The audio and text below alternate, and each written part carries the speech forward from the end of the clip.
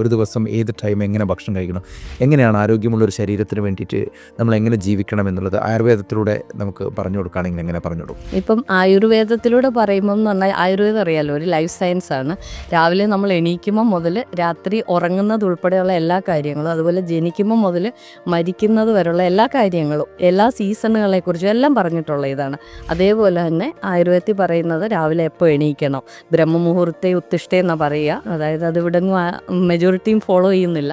അപ്പം നമ്മൾ വൺസ് നമ്മുടെ ഷെഡ്യൂൾ അനുസരിച്ച്, ഇവിടെ ഒരുപാട് ഷെഡ്യൂൾസ് ചേഞ്ച് ഉണ്ടല്ലോ, നൈറ്റ് ഡ്യൂട്ടി ചെയ്യുന്നവരുണ്ട്, ഡേ ഷിഫ്റ്റ് ചെയ്യുന്നുണ്ട്, അതുപോലെ ഡേയിൽ 3 ഷിഫ്റ്റുകളുള്ളവരുണ്ട്, അങ്ങനെ ഒരുപാട്. അപ്പോൾ അവരവരുടെ ഷിഫ്റ്റ് അനുസരിച്ച്, അവരവരുടെ ഡ്യൂട്ടി അനുസരിച്ച് നമ്മളതിനെ മനസ്സിലാക്കിയെടുക്കണം. ഇപ്പോൾ ഒരു നോർമൽ ഷിഫ്റ്റിൽ പോകുന്ന ഒരാൾക്കാണെങ്കിൽ എണീറ്റ് 1 to 1.5 hours ബ്രേക്ക്ഫാസ്റ്റ് കഴിക്കാം.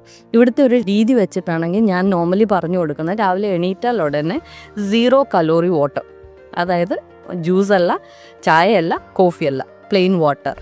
അത് ഒന്നുകിൽ ലൈറ്റ് വാം വാട്ടർ അല്ലെങ്കിൽ റൂം ടെമ്പറേച്ചർ വാട്ടർ, നല്ല രീതിയിൽ ഒരു 2 ഗ്ലാസ്സോ 3 ഗ്ലാസ്സോ ഒരു നല്ല ക്വാണ്ടിറ്റി കുടിച്ചു കഴിഞ്ഞാൽ ആദ്യം തന്നെ ഒരു ഡീടോക്സിഫിക്കേഷൻ നടക്കും. ഒരു 1 to 1.5 hours നമുക്ക് ശ്രദ്ധിച്ചറിയാം. ഒരു 1 ലിറ്റർ വെള്ളമൊക്കെ കുടിക്കുന്നവരാണെങ്കിൽ നന്നായിട്ട് യൂറിൻ പോകും.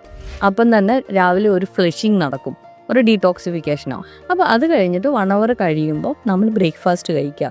ബ്രേക്ക്ഫാസ്റ്റ് എപ്പോഴും ശ്രദ്ധിക്കേണ്ടത് വളരെ കുറഞ്ഞ അളവിൽ കാർബോഹൈഡ്രേറ്റും, ഒരു അഡൽട്ടിൻ്റെ കാര്യമാണ് പറയുന്നത്. അതുപോലെ പ്രോട്ടീൻ റിച്ച് ആയിരിക്കണം, വേണ്ട വെജിറ്റബിൾസ്, അങ്ങനെ ഒരു മീൽ എപ്പോഴും പ്ലാൻ ചെയ്യണം. അപ്പം ബ്രേക്ക്ഫാസ്റ്റ് കഴിഞ്ഞാൽ പിന്നെ ഈ 5 meal ഡയറ്റിൽ പോകുകയാണെങ്കിൽ മിഡ് ടൈമിൽ ബ്രേക്ക്ഫാസ്റ്റിനും ലഞ്ചിനും ഇടയ്ക്ക് എന്തെങ്കിലും ഒരു ഫ്രൂട്ട് പ്രാക്ടീസ് ചെയ്യാം.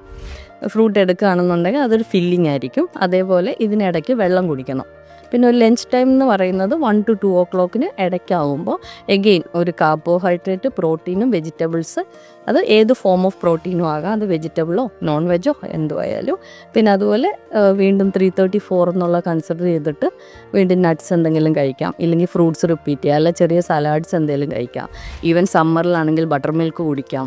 അങ്ങനെ എന്തെങ്കിലും ഓപ്ഷൻസ് ഉണ്ടെങ്കിൽ അപ്പോഴും നമ്മുടെ ആ ഒരു ഡൈജസ്റ്റീവ് സിസ്റ്റത്തിനെ ഒന്ന് കൂൾ ഡൗൺ ചെയ്ത് വെക്കാൻ നമുക്ക് പറ്റും. പിന്നെ ഡിന്നർ, എല്ലാവർക്കും വലിയ ബ്രേക്ക് വരുന്ന എപ്പോഴും ലഞ്ചും ഡിന്നറും തമ്മിലാണ്. അപ്പോൾ ആ ഒരു ബ്രേക്ക് നമുക്ക് ഇവിടെ മാനേജ് ചെയ്യാൻ പറ്റും. ഡിന്നർ ആസ് ഏർലി കഴിക്കുക. പണ്ട് പറയത്തില്ലേ, സൂര്യാസ്തമനത്തിനു മുമ്പ് കഴിക്കണം എന്നാണ്. ഇവിടെ ഏറ്റവും വലിയ പ്രശ്നങ്ങൾ ഉണ്ടാക്കുന്ന ഇത് ലേറ്റ് ഡിന്നറാണ്. ഒബേസിറ്റിക്ക് ആയാലും, ഇപ്പം കാർഡിയാക് അറസ്റ്റ് പോലുള്ള ഡിസീസസ് ആയാലും, ഹൈപ്പർ ടെൻഷൻ ആയാലും, ഹൈപ്പർ ലിപ്പിഡീമിയ, കൊളസ്ട്രോൾ, ഇതെല്ലാത്തിനും കാരണം ലേറ്റ് ഡിന്നറാണ്. അപ്പോൾ ആ ലേറ്റ് ഡിന്നർ എന്നുള്ളതൊന്ന് ഒഴിവാക്കുക.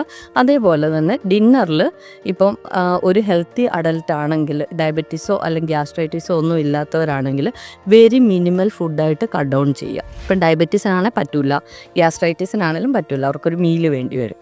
പക്ഷേ അതുപോലെ മറ്റ് ബുദ്ധിമുട്ടൊന്നും ഇല്ലാത്ത ഒരാൾക്ക് വെരി മിനിമലി, അതിപ്പോൾ ഒരു സലാഡാകാം, ഒരു സൂപ്പാകാം, അത്രകൊണ്ട് നിർത്താവുന്നതേ ഉള്ളൂ. കാരണം നമുക്ക് രാത്രിയിൽ വീണ്ടും നമ്മുടെ സിസ്റ്റം ഉറങ്ങാൻ പോവാണ്.